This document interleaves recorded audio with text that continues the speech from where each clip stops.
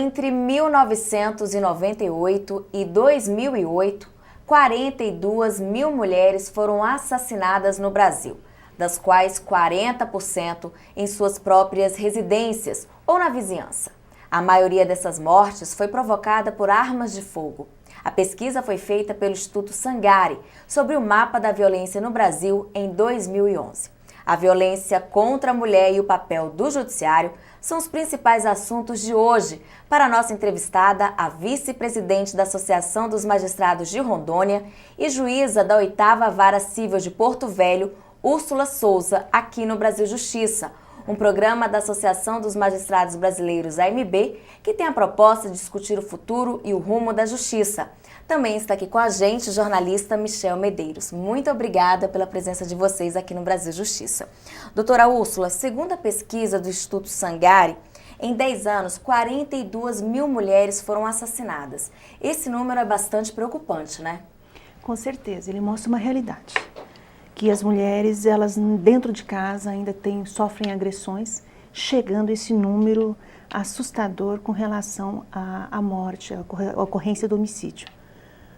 Na violência doméstica, o que mais aparece é aquele ínterim em que a mulher ainda sofre dos danos morais, psicológicos e físicos de uma relação que não tem igualdade entre eles, equivalência de poderes, né? Então, isso está só referindo à questão dos homicídios, mas se nós colocarmos dados como ameaças, lesões corporais, ameaças aos filhos, né? A questão do poder familiar, intrafamiliar, nós mostramos uma sociedade ainda que tem muito a trilhar para chegar numa visão em que a mulher e o homem têm papéis iguais dentro da sociedade, dentro da família. E de acordo com a experiência da senhora, o que agrava essas situações de violência contra a mulher? Seria machismo, alcoolismo, problemas financeiros ou um conjunto de tudo isso? Eu acho que o primeiro fator seria a questão cultural. É o machismo, mas também é uma dissociação daquilo que talvez consideraríamos como machismo padrão, no sentido de que o homem é o provedor. Houve mudança nesse paradigma. Na verdade, se nós olharmos os últimos dados do IBGE, a mulher tem um percentual muito grande em que ela é provedora da família. Mas isso não teve correspondência nas relações familiares e culturais. Apesar de ter mudado essa relação de provedor, o homem ficou numa situação, às vezes, dúbia de saber qual é o seu papel. Então, essa questão cultural é tão complexa que eu falo que não é só machismo, mas também a agressividade latente da nossa sociedade. Porque, em princípio, nós achamos que nós somos o homem acolhedor, né? Nós somos o homem generoso, o brasileiro é conhecido dessa forma. Mas quando você vê essa latência, a facilidade com que a agressão na família ocorre, eu estou falando assim, você faz uma sanção ao teu filho, você usa através do tapa, porque se chamam de pedagógico ou não. Então essa agressividade latente, a questão cultural, as mudanças culturais que ainda não foram assimiladas nas relações culturais, nas relações familiares, né, e nas relações sociais. Uma outra pesquisa feita pela Fundação Perseu Abramo em 2011 revela que a cada 2 minutos, 5 mulheres são agredidas no Brasil. O que o judiciário tem feito para reduzir o problema?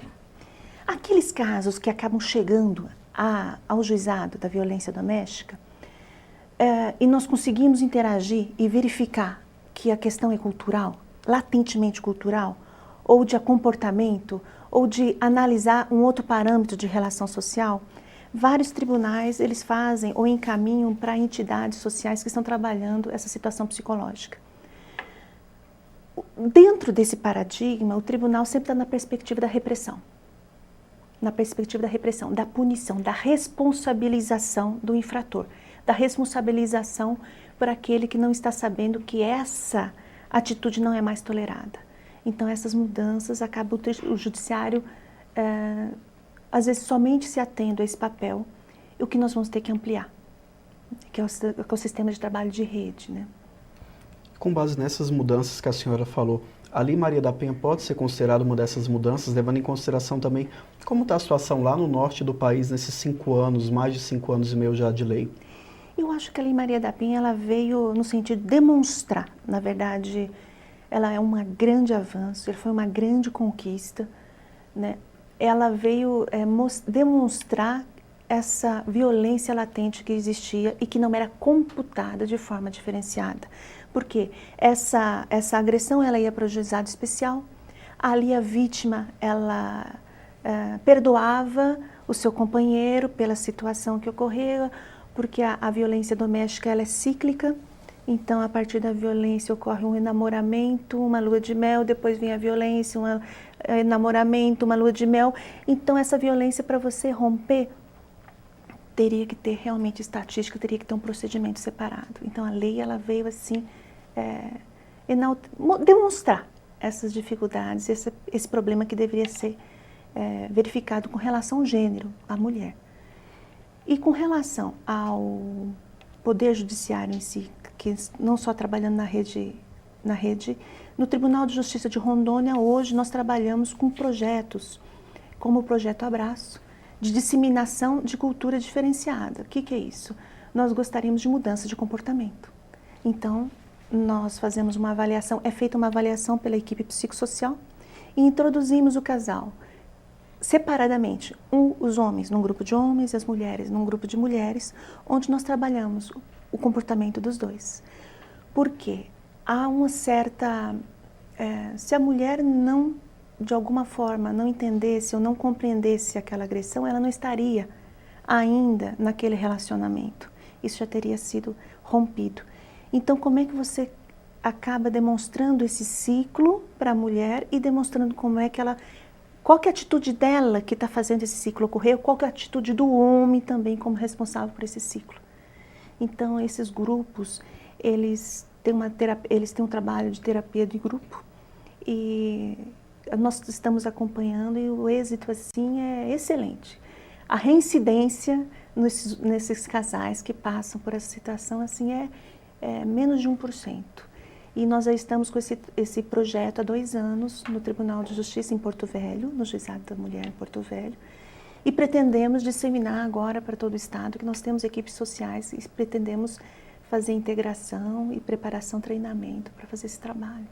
Muito obrigada. No próximo bloco, a vice-presidente da Associação dos Magistrados de Rondônia, Úrsula Souza, vai falar sobre a crescente presença das mulheres no judiciário. A gente volta em instantes, não saia daí.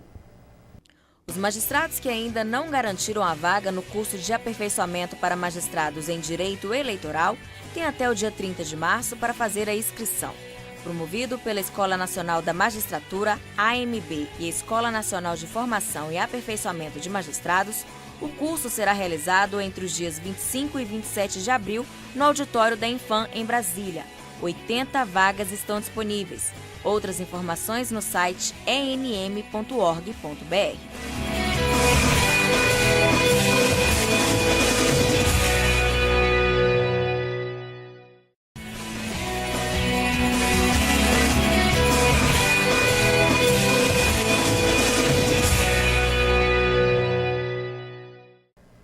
Estamos de volta com Brasil Justiça. Hoje conversamos com a vice-presidente da Associação dos Magistrados de Rondônia e juíza da 8ª Vara Civil de Porto Velho, Úrsula Souza. No bloco anterior, ela comentou sobre a violência contra a mulher. Agora vamos falar sobre a trajetória da mulher na magistratura e no judiciário. Doutora Úrsula, como tem sido a ascensão e o crescimento da presença das mulheres num ambiente tido como fechado e excessivamente masculino? É extremamente interessante como a gente percebe, assim, eu já tenho 17 anos de magistratura, como tem aumentado consideravelmente o percentual o número de percentual de mulheres aprovadas no concurso da magistratura, principalmente na região norte. Na região norte era um pouco diferenciada da região sudeste, por exemplo, que já pelo menos metade ou mais de metade das concursandas aprovadas eram mulheres. Na região norte isso demorou um pouco mais de tempo. E hoje percebemos assim um percentual de 50% ou até maior em que as mulheres estão sendo adentrando ao concurso da magistratura. O concurso da magistratura, a gente vê que atrai as mulheres, como também aos homens, pela segurança, pela possibilidade de você cumprir uma missão que você entende. Então, eu acho que as mulheres, aquelas que principalmente têm um perfil social e de missão, elas têm um interesse todo especial pela magistratura.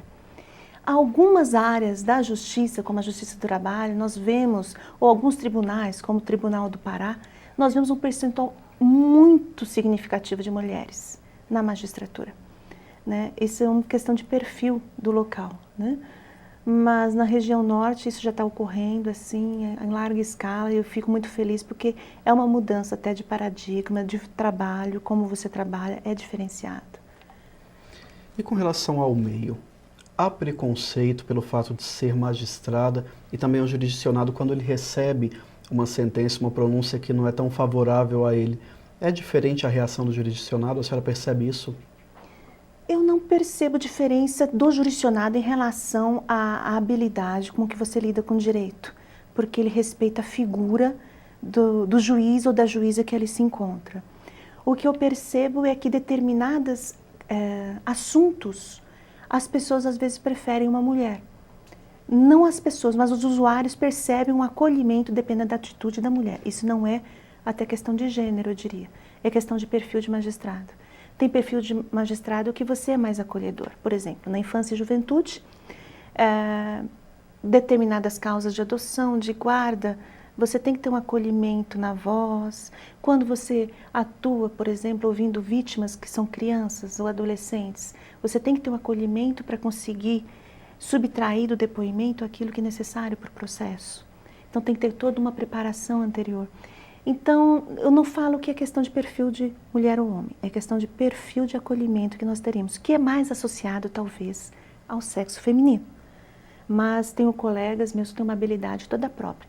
Então, a questão do preconceito, no sentido da competência, eu não percebo, eu não sinto isso. O que eles, às vezes, o usuário, os próprios colegas, estranham é que, às vezes, algum comportamento que eles atribuem ao sexo masculino está no sexo feminino, na questão da firmeza, da autoridade, quando você tem que estabelecer. Algumas pessoas estranham, não todas, dificilmente você percebe, mas em alguns momentos você ainda capta algumas percepções, né, nesse sentido. Então a senhora acha que a mulher magistrada, ela está preparada para qualquer área? Sim, com certeza. Todas as áreas, civil, criminal, trabalhista, infância e juventude, ela está preparada. Algumas situações, eu falo eu como mãe, eu fico muito condoída. Por exemplo, atuei na vara de crimes contra criança e adolescente e ouvi crianças com situações traumáticas passando pela vida. Então, isso influencia muito, porque você olha para os teus filhos, isso te encandece o coração, realmente sensibiliza.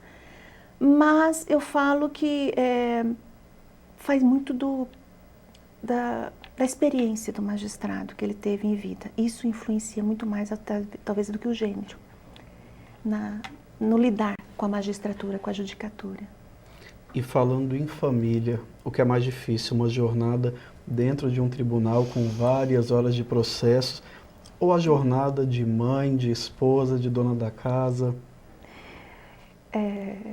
É questão de perfil, é complicado, porque a mulher ainda, socialmente, culturalmente, ela assimila todas essas funções e não conseguimos, infelizmente, desculpa, Michel, dividir igualmente as funções dentro de casa.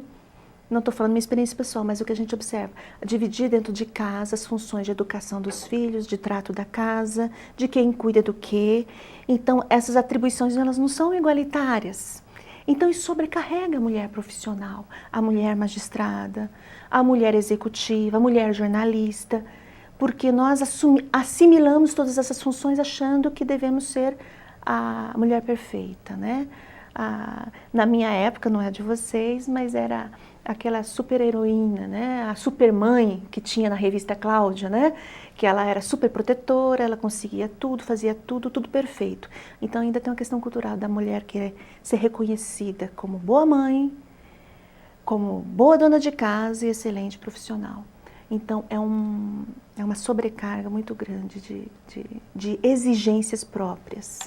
Ficar trocando de comarca afeta a vida da família? Muito, muito. Por quê?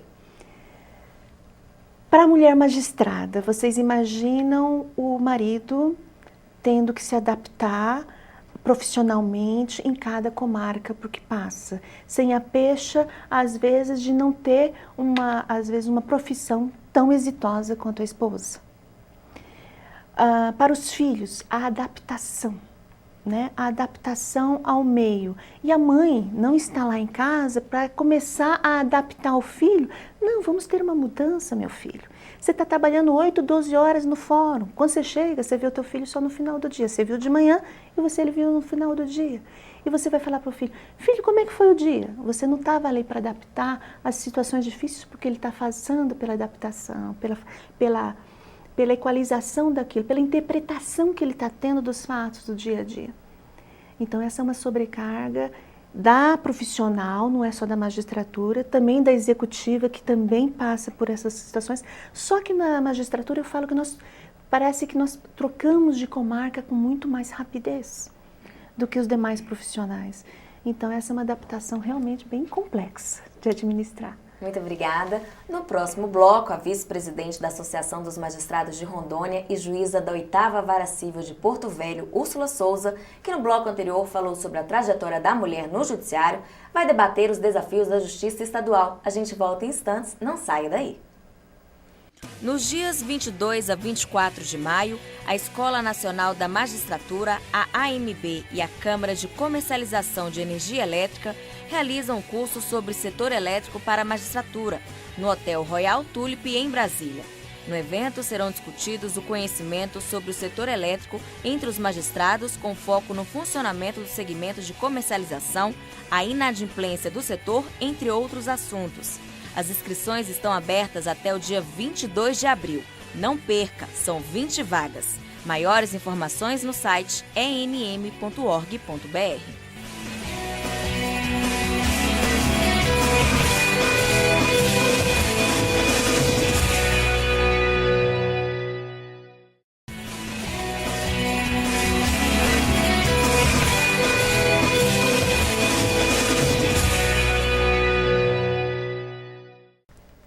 Estamos de volta com o Brasil Justiça. Hoje conversamos com a vice-presidente da Associação dos Magistrados de Rondônia e juíza da 8ª Vara Civil de Porto Velho, Úrsula Souza.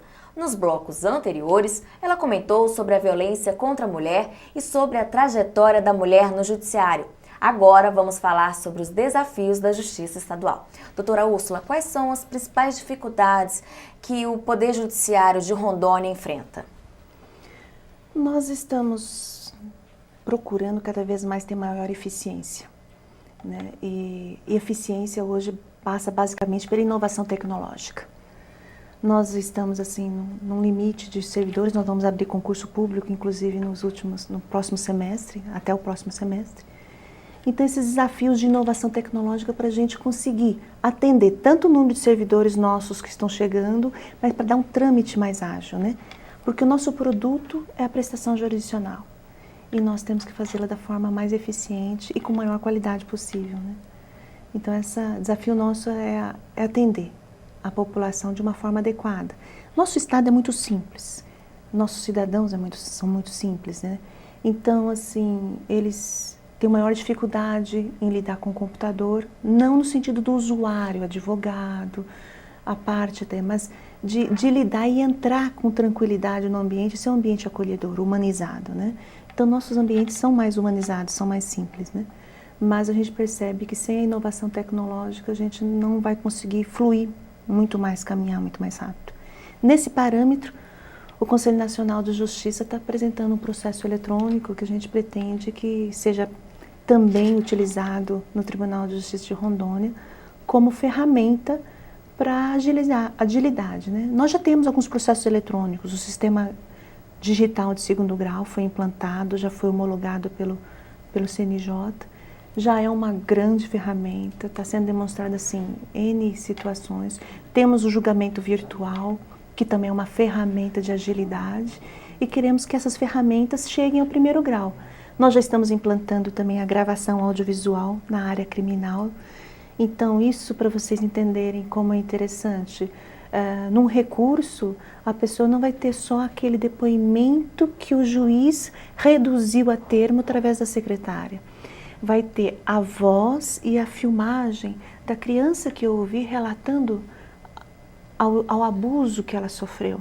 É uma coisa bem diferente, é uma outra forma de você lidar com a informação e com a prova.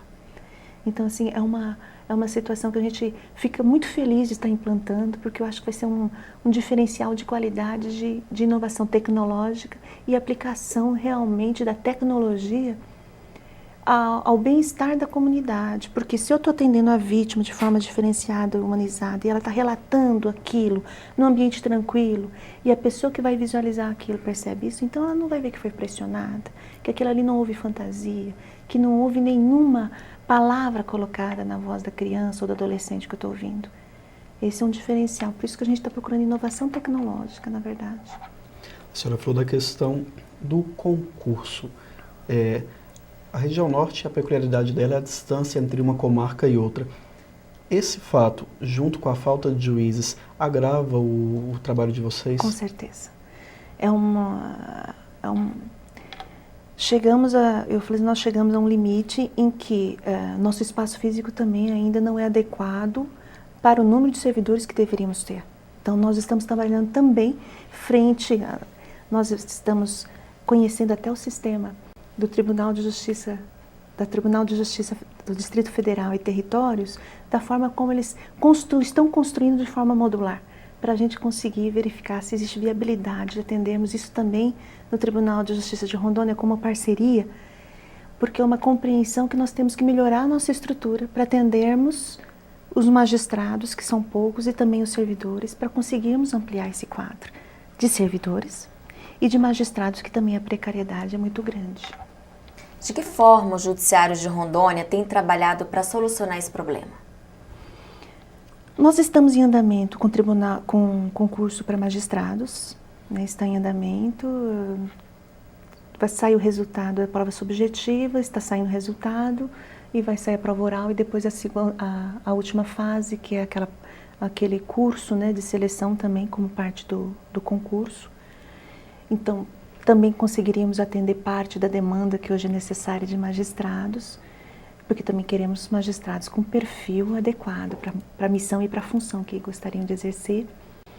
E logo abriremos o concurso público para servidores. As doações do Conselho Nacional de Justiça estão sendo encaminhadas para o primeiro grau, para ampliarmos o número de comarcas, trocarmos o equipamento para dar agilidade ao processo, né? No mês de novembro do ano passado, a AMB lançou a Frente Parlamentar Mista para Aperfeiçoamento da Magistratura Brasileira. Esse é o instrumento que pode auxiliar, que deve auxiliar? Excelente. Foi uma iniciativa excelente da AMB.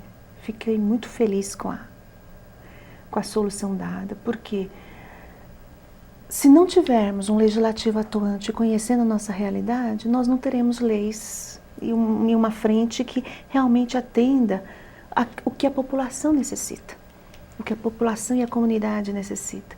Senão estaremos sempre criando maiores dificuldades para a interpretação de alguns dispositivos, questão de direitos, que não chegarão às barras do tribunais. E às vezes, se não analisarmos esse impacto, às vezes na elaboração de um projeto, isso vai talvez inviabilizar determinado estado ou a nossa justiça como um todo, por causa do impacto de número de processos que a gente recebe por determinada demanda.